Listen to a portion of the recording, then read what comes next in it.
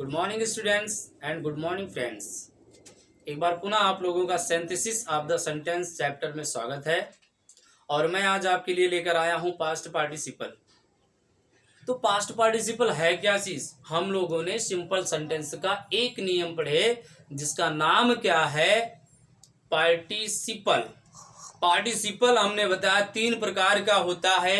एक present participle है और दूसरा हमारा पास्ट पार्टिसिपल है और तीसरा परफेक्ट पार्टिसिपल।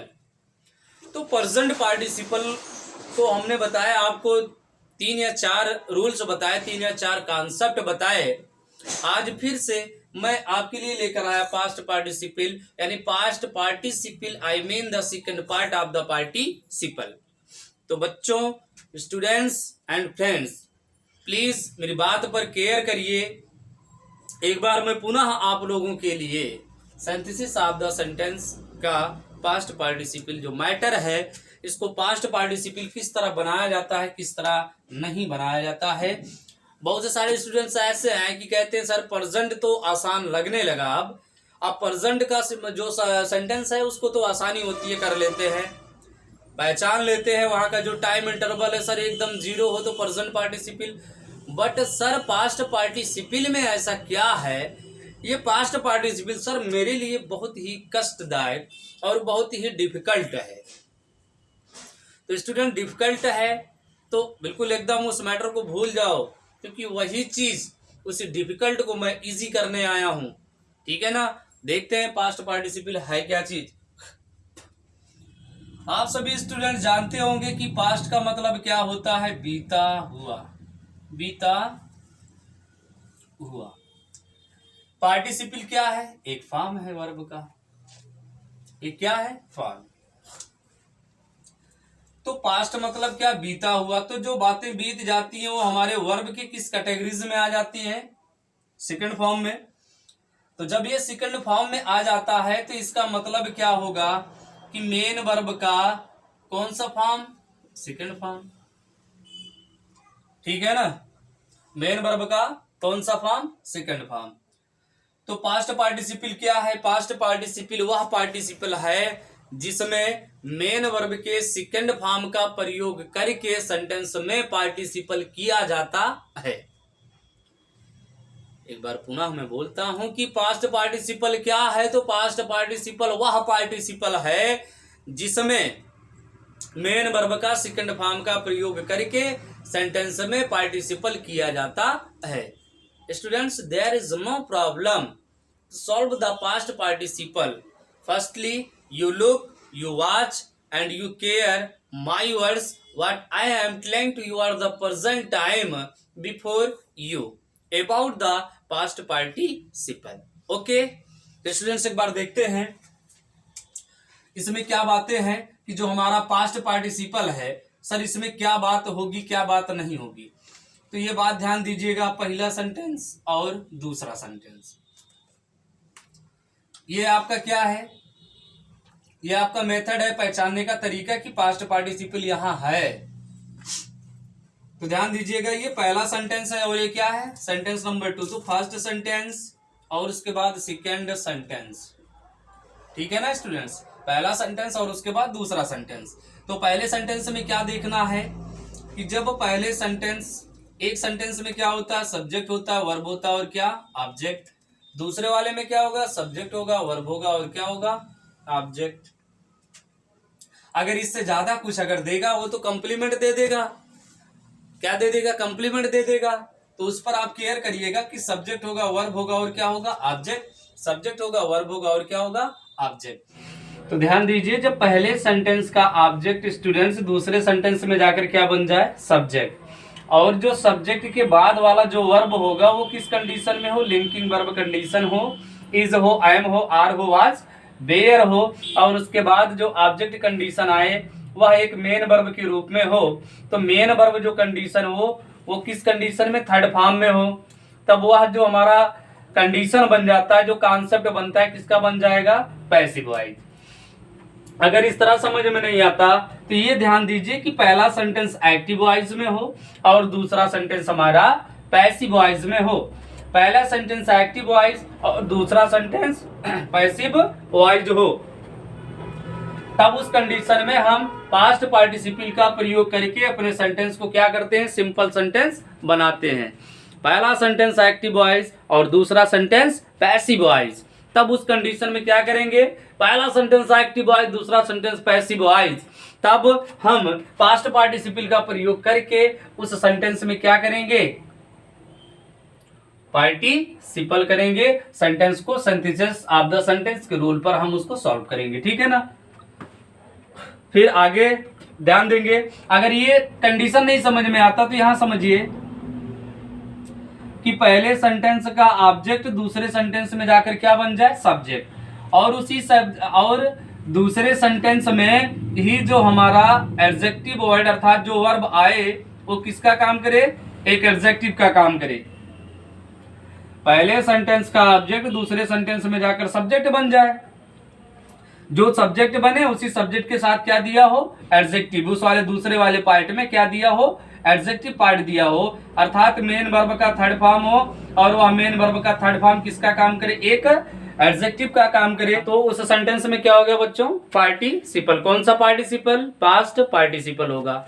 अब उस पास्ट पार्टिसिपल जब इतना आइडेंटिफाई हम कर लेंगे, कहने का मतलब जब दोनों सेंटेंस की पहचान करके हमें ये पता चल जाएगा कि हमारा पास्ट पार्टिसिपल है, तो हम उस सेंटेंस को एक सिंपल सेंटेंस का रूप कैसे देंगे, तो उसका जो स्ट्रक्चर है ध्यान दीजिएगा, उसको हम एक सिंपल सेंटेंस में जब बनाएंगे तो किस तरह रखेंगे।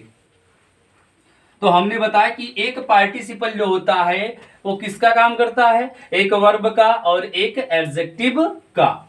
जब पार्टिसिपल का प्रयोग किया जाता है तो उसका प्रयोग किस रूप में होता है, एक वर्ब के रूप में और एक ऑब्जेक्ट के रूप में। तो जब एडजेक्टिव के रूप में जब हम पार्टिसिपल को दिखाएंगे तो एडजेक्टिव का काम क्या है, किसी नाउन के पहले क्या होना, प्रयोग होना। एडजेक्टिव का काम क्या है, एडजेक्टिव क्या करता है, adjective is an qualifier word, एक क्वालिफायर शब्द है, एक मॉडिफायर है। तो क्वालिफायर और मॉडिफायर मतलब क्या, विशेषता बताने वाला, विशेषता बताने वाला। किसकी विशेषता बताता है, नाउन की या फिर प्रोनाउन की। नाउन की विशेषता बताएगा या फिर किसकी बताएगा, प्रोनाउन की विशेषता बताएगा। तो जब यह नाउन और प्रोनाउन की विशेषता बताता है तो एडजेक्टिव का प्रयोग कहां होगा, नाउन के पहले या प्रोनाउन के पहले। तो एक सेंटेंस देखते हैं, पहले रूल लिख लेते हैं। पहला सेंटेंस आपका सेंटेंस 1 प्लस सेंटेंस 1, ये ध्यान दीजिएगा, सेंटेंस 1 ये आइडेंटिफाई वाला कॉन्सेप्ट है। सेंटेंस 1 होगा प्लस, उसके बाद सब्जेक्ट होगा, सब्जेक्ट के बाद आपका इज एम आर, ये साइन है, is am are was were, plus V की कौन सी फॉर्म होगी, थर्ड फॉर्म। भी की कौन सी फॉर्म भैया, थर्ड फॉर्म। ये हमारा साइन बन गया किसका, पास्ट पार्टिसिपल की पहचान का। यहाँ का जो ऑब्जेक्ट होगा यहाँ जाकर क्या बनेगा, सब्जेक्ट। अब इसका जो सॉल्यूशन वाला रूल है, अर्थात पास्ट पार्टिसिपल कैसे बनाएंगे उसका जो रूल है पास्ट पार्टिसिपल का, उसको किस तरह बनाएंगे, पहले सब्जेक्ट यूज होगा प्लस फिनाइट वर्ब जो आपकी है तो भी कौन सी फॉर्म में होगी, सेकंड फॉर्म में, प्लस अगर सेंटेंस में आर्टिकल है तो आर्टिकल यूज होगा, अगर आर्टिकल नहीं है तो नहीं आएगा, तो बी की सेकंड फॉर्म प्लस आपका जो एडजेक्टिव है किस रूप में होगा, बी के थर्ड फॉर्म में, बी के थर्ड फॉर्म वाला एडजेक्टिव आ जाएगा अर्थात वर्ब आ जाएगा, प्लस एडजेक्टिव किसका मतलब जो बी थर्ड फॉर्म है वो किस रूप में काम करेगा, एक एडजेक्टिव के रूप में। तो जो बी थर्ड फॉर्म रहेगा वो किसका रूप ले लेगा, एडजेक्टिव का। तो एडजेक्टिव कंडीशन आ जाएगी प्लस नाउन वर्ड हो जाएगा। ये आपका बन जाएगा नियम, रूल बन जाएगा, इंग्लिश फार्मूला जो हमें पास्ट पार्टिसिपल बनाना है। एग्जाम्पल देखते हैं, तो एग्जाम्पल के माध्यम से इसको समझ लेते हैं। हाँ तो देखिएगा, Ayesha, a man, full stop, he was wounded, wounded, wounded means घायल, wounded means घायल। तो आयशा ए मैन, ट्रिक मिलाओ, कॉन्सेप्ट मिलाओ। पहले सेंटेंस का ऑब्जेक्ट क्या है, ए मैन, दूसरे सेंटेंस में क्या है, ही क्या बना, सब्जेक्ट कंडीशन। यहाँ का सब्जेक्ट क्या है, आई है, और यहाँ का सब्जेक्ट क्या है, ही। तो जब दोनों सेंटेंस का सब्जेक्ट समान ना हो, पहले सेंटेंस का ऑब्जेक्ट दूसरे सेंटेंस में जाकर सब्जेक्ट बना हो, और उसी सब्जेक्ट के साथ was were is am are का प्रयोग हो, प्लस एक भी का कौन सा फॉर्म हो, थर्ड फॉर्म। अर्थात जो दूसरा सेंटेंस हो वो हमारा किस फॉर्म में हो, पैसिव फॉर्म में होगा स्टूडेंट्स। तब उस कंडीशन में हमारा कौन सा पार्टिसिपल, पास्ट पार्टिसिपल हो जाएगा। तो पास्ट पार्टिसिपल जब ये हो जाएगा, इसको जब हम सिंपल सेंटेंस बनाएंगे तो सिंपल सेंटेंस बनाने का फार्मूला क्या, सबसे पहले क्या आ जाएगा, सब्जेक्ट। सब्जेक्ट क्या है, आई है। उसके बाद बी की सेकंड फॉर्म, पहला वर्ब आयशा, मैंने देखा। मैंने क्या देखा, घायल व्यक्ति को देखा, यही तो बना ना। मैंने एक घायल व्यक्ति को देखा। एडजेक्टिव के पहले आर्टिकल ए, ऑनडेड मैन, तो आई सा अ ऑनडेड मैन। इसी तरह एक सेंटेंस और देखते हैं। ये नियम आप लोग लिख लीजिएगा, कोई समस्या हो तो बिल्कुल बताइएगा, no problem. Ram met a lady, full stop, she was fallen,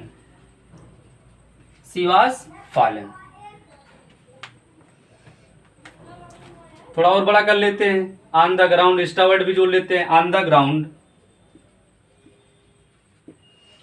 तो राम मेट आ लेडी, राम एक स्त्री से मिला, औरत से मिला। वह स्त्री कैसी थी, she was fallen on the ground, वह स्त्री जमीन पर गिरी हुई थी। तो इसका पूरा जो स्ट्रक्चर बन जाएगा, जो कॉन्सेप्ट बनेगा, क्या बन जाएगा कि राम जो है वो जमीन पर गिरी हुई एक स्त्री को देखा। तो पास्ट पार्टिसिपल इस कंडीशन में, गिरी हुई इस कंडीशन में जो was is am are was were के साथ जो मेन वर्ब का थर्ड फॉर्म आता है वो अपना रूप क्या देता है, हुआ करके या हुई करके या फिर हुए। इस कंडीशन में उसका सेंस आ जाता है। तो फाल मतलब गिरना, तो गिरना, तो जब en जुड़ गया थर्ड फॉर्म कंडीशन हो गया तो वह गिरी हुई या गिरे हुए, समझ में आ रहा है ना। तो ये कंडीशन अब आपकी क्या करेंगे, इसको पास्ट पार्टिसिपल में जब चेंज करेंगे, पास्ट पार्टिसिपल में जब चेंज करेंगे इस मैटर को, इस सेंटेंस को, तो पहले क्या हो जाएगा, सब्जेक्ट यूज करेंगे। मेन वर्ब की कौन सी फॉर्म, सेकंड फॉर्म, ये बन गया सब्जेक्ट, ये बन गया बी की सेकंड फॉर्म। उसके बाद क्या बोला था, आर्टिकल। आर्टिकल सेंटेंस में है या नहीं है, कोई आर्टिकल नहीं, हाँ आर्टिकल है, ए है, आर्टिकल हो गया। आर्टिकल के बाद हमने बोला था क्या, एडजेक्टिव। एडजेक्टिव का मतलब कौन, जो एम बी किस फॉर्म में हो, थर्ड फॉर्म में। तो पहले सेंटेंस में एम बी थर्ड फॉर्म में तो है नहीं, is I am are was were के तुरंत बाद क्या आएगा, एम बी थर्ड फॉर्म। तो वही एम बी थर्ड फॉर्म किसका काम कर लेगा, एडजेक्टिव का। प्लस अब उस एडजेक्टिव के साथ जो अदर वर्ड जुड़े हैं उसको भी यहाँ कंबाइन कर लेंगे। करने के बाद फिर आपका क्या यूज होगा, नाउन वर्ड, ठीक है ना। इस वर्ड को चाहे आप नाउन के बाद रखो चाहे नाउन के पहले रखो। तो राम मेट ए, राम मिला, किससे मिला, फॉलन, गिरी हुई। तो fallen on the ground lady, ऐसा भी कर सकते हो, fallen lady on the ground. जैसे आप जानते हो कि एक एडजेक्टिवल फ्रेज का दो जगह इसका प्लेस बन जाता है, दो प्लेस पर, ठीक है ना। और वैसे इसका प्रयोग हम दोनों कंडीशन में कर सकते हैं, ऑब्जेक्ट के बाद भी कर सकते हैं और जो है हमारा जो मेन वर्ब कंडीशन है उसके बाद भी कर सकते हैं। तो Ram met a fallen lady on the ground, ठीक है ना। अब किसी भी स्टूडेंट्स को कोई समस्या हो इस वाले कॉन्सेप्ट में तो बताइएगा। आज आपके लिए था पास्ट पार्टिसिपल, ठीक है ना। कल पास्ट पार्टिसिपल का दूसरा कॉन्सेप्ट चलेगा। और ये ध्यान दीजिए कि सिंथेसिस ऑफ द सेंटेंस मैं आपके लिए इतना इजी कर दूंगा कि there you have no problem, कि मतलब एक प्रकार की प्रॉब्लम नहीं रह जाएगी। बस केवल आप करिए क्या, केवल मेरा साथ दीजिए, मेरे साथ जुड़ जाइए। आपका जुड़ना हमारे लिए समझ लीजिए कि एक सरप्राइज का कंडीशन रहेगा और बहुत एक समझ लीजिए मैरीफुल कंडीशन रहेगा। तो आप अगर मेरे साथ आते हैं, जुड़ जाते हैं, तो मैं आपके लिए सिंथेसिस या ग्रामर का जो भी टॉपिक होगा उसमें मैं धमाल करूंगा। Is my promise. Thank you, bye bye.